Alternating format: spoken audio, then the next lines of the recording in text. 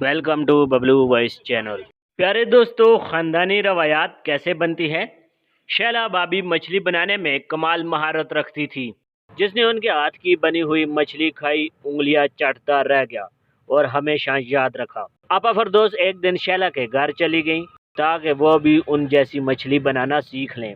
शैला भाभी ने मछलियां साफ करके उनके सर और दुमचियां अलहदा की और सबको दो दो टुकड़े कर दिया। एक टुकड़ा उठाती, उसे मेहनत के साथ फ्राई करके प्लेट में रखती और फिर दूसरा टुकड़ा फ्राई करने के लिए उठाती। आपा फरदौस से ना रहा गया तो पूछ ही लिया, भाभी पैन में आप चाहे तो कई टुकड़े एक साथ भी फ्राई कर सकती हैं, फिर ऐसा क्यों है कि आप एक एक टुकड़ा करके फ्राई कर रही हैं। शैला ने कहा, आपा यही तो मेरी मछली के मज़ेदार होने का राज है। मेरी अम्मी ऐसे ही बनाती हैं और मैंने उनसे ऐसा ही सीखा है।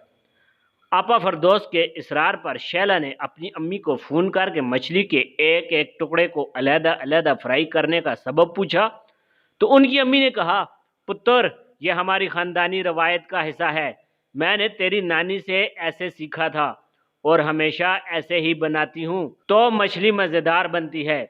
अब शैला ने भी अम्मी से इसरार किया कि अम्मी नानों से पूछो तो सही कि ऐसा क्यों किया जाता है, शायद इस राज की कुछ समझ आ जाए।